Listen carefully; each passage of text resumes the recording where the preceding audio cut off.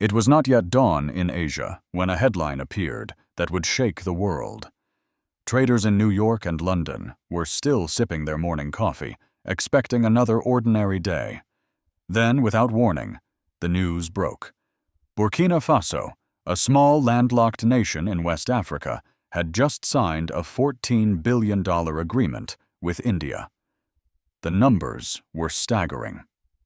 20 million metric tons of maize and sorghum, 10 years of guaranteed supply. A country once dismissed as poor and unstable was now being called a rising agricultural power. And this was not just about grain. It was about identity, dignity, and the future of a nation that many had written off. To understand the weight of this announcement, imagine the image. In Ouagadougou, the capital of Burkina Faso, officials gathered in a plain hall with little ceremony. There were no flashy slogans, no dramatic handshakes for the cameras. Only a document, 3 paragraphs long, signed quietly. Yet that simple act sent shockwaves across continents. Why? Because this was not expected. India already produces enormous amounts of food. Burkina Faso was never seen as a global grain exporter. But in that moment, the balance of global trade shifted. For India, it meant security against the unpredictable monsoon. For Burkina Faso, it was recognition, a declaration to the world. We can feed ourselves, and we can feed you too. This is not just a trade story. It is a story of survival, of strategy, and of ambition. And it raises questions that touch every corner of the world. Why would India look to a landlocked African nation for food security? How did Burkina Faso overcome the impossible barrier of having no coastline? And most importantly, what does this mean for the future of Africa, for America, and for us all? If you believe even the smallest nations can rise and change the world, then stay with me until the end. And when this story moves you, I invite you to share your thoughts in the comments and subscribe to this channel. Because here, we speak about Africa not as a victim, but as a force shaping history. But what exactly happened behind the scenes that turned this deal from an impossible dream into a global shock? The official numbers were simple: 20 million tons, $14 billion, 10 years of supply. But the simplicity of the announcement hid years of preparation. 3 years earlier, Burkina Faso began sending delegations to international food security forums. They did not arrive with big promises or glossy advertisements. Instead, they spoke plainly about their untapped agricultural land. Indian officials listened carefully. They already knew the risks of relying only on their monsoon and on a handful of foreign suppliers. The early talks were not about money. They were about trust. Could Burkina Faso deliver? Was the quality consistent? Could the country overcome the nightmare of being landlocked?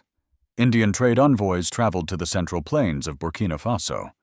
They walked through silos, touched the soil, and met with farmers face to face. They asked hard questions. And step by step, confidence grew. But the challenge was enormous. Without access to the sea, exporting millions of tons of grain seemed almost impossible. Every shipment would have to travel through neighboring countries, reach ports, and then cross the ocean. At first, many experts laughed at the idea, yet this obstacle became the very heart of the solution. India and Burkina Faso agreed to co-invest in infrastructure. Railways were modernized. New roads were built. Storage facilities at coastal ports in neighboring nations were expanded. What once seemed a weakness became a symbol of creativity and cooperation.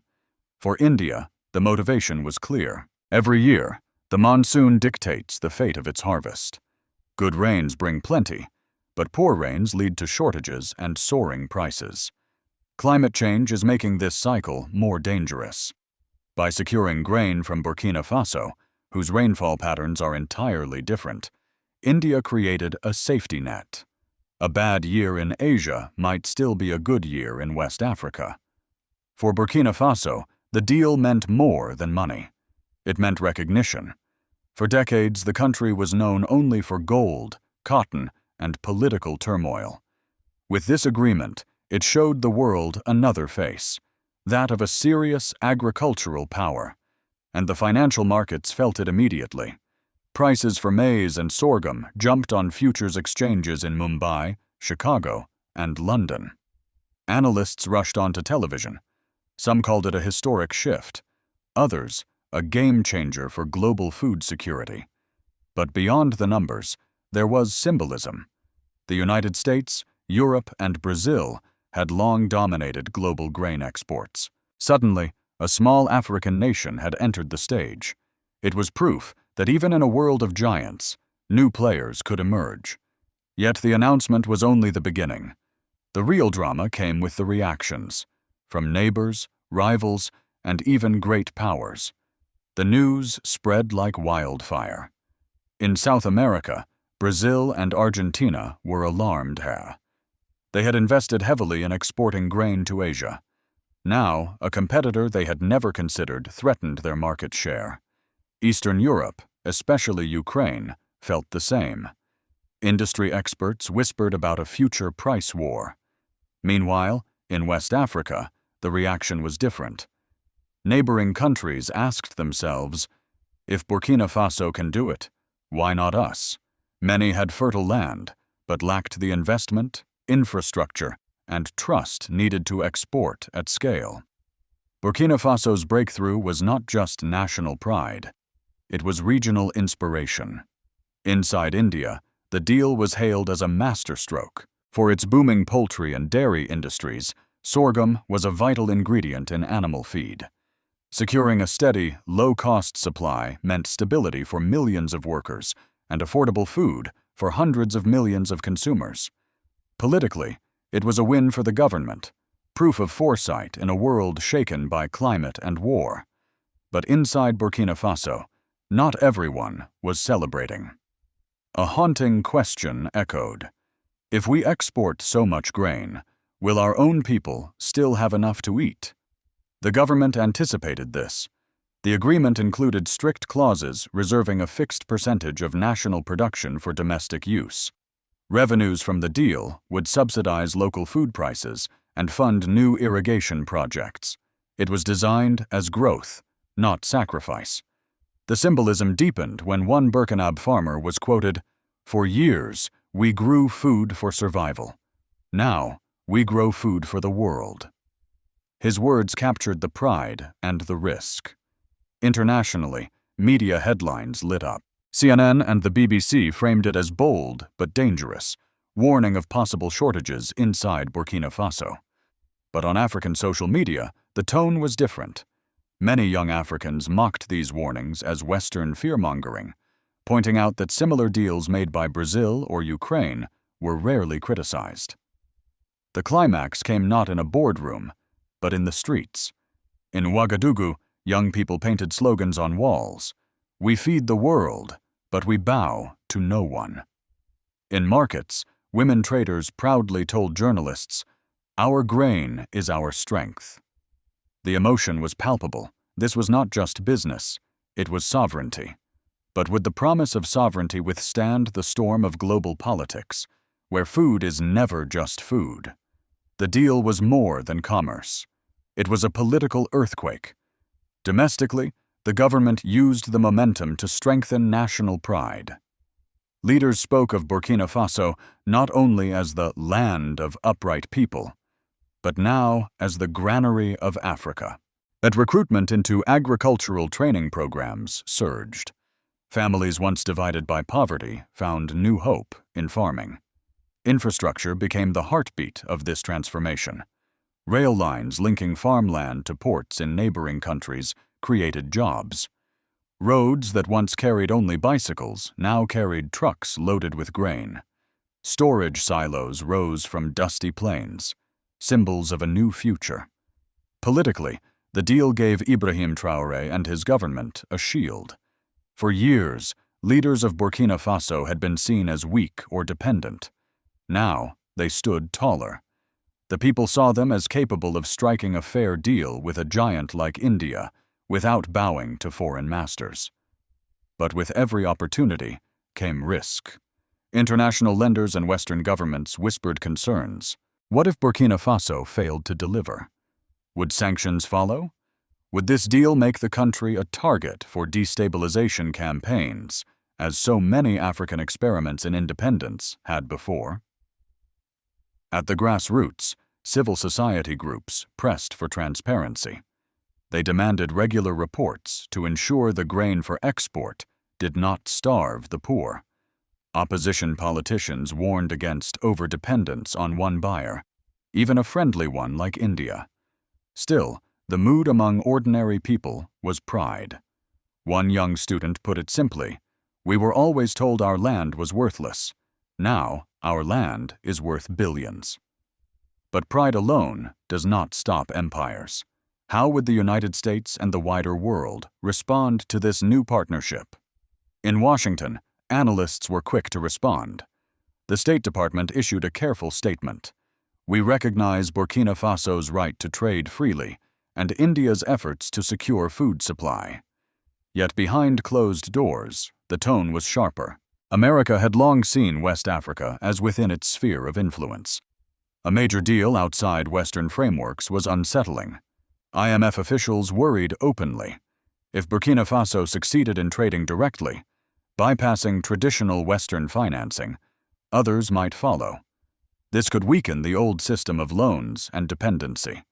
In Europe, reactions were mixed. France, the former colonial power, expressed muted acknowledgement but quietly feared losing more influence in its former stronghold. Meanwhile, Russia and China quietly praised the move, framing it as proof that Africa was no longer bound to Western dictates. For the global South, it was inspiration. Brazil, despite being a competitor, admitted the strategy was smart. African nations from Nigeria to Senegal began discussions on how to replicate the model. The global media battle intensified. Western outlets warned of instability, while African voices celebrated resilience. On social media, hashtags trended. #Africa feeds, the world #Burkina rising, to Africa news. But was this deal a one-time miracle, or the beginning of a deeper shift in global trade? As the dust settled, the question lingered. Is Burkina Faso's grain deal with India the dawn of a new era, or just a passing storm? The risks are real. Climate shocks could destroy harvests. Political shifts in either country could weaken commitments. Rival exporters could slash prices to push Burkina Faso out. And Western powers could use financial pressure to destabilize what they cannot control. But the hope is just as real. The deal has already built railways, silos, and roads that will last for decades. It has already lifted the pride of a nation long dismissed, and it has already inspired others across Africa to see themselves not as beggars of aid, but as partners in global survival. Ibrahim Traoré has often said, "We will not bow to bullets or to hunger. We will stand upright." His words now echo not just in Burkina Faso, but across the continent. So I ask you, is this deal the seed of Africa's economic independence, or the bait of a new dependence? Is Traoré's Burkina Faso a beacon of hope, or a target for those who fear an Africa that can stand on its own? If you believe this story matters, share it with someone you love. Leave your reflections in the comments below. Tell us, is this the birth of a new Africa? And if you want to follow every step of this unfolding story, from Ouagadougou to Washington, subscribe to this channel.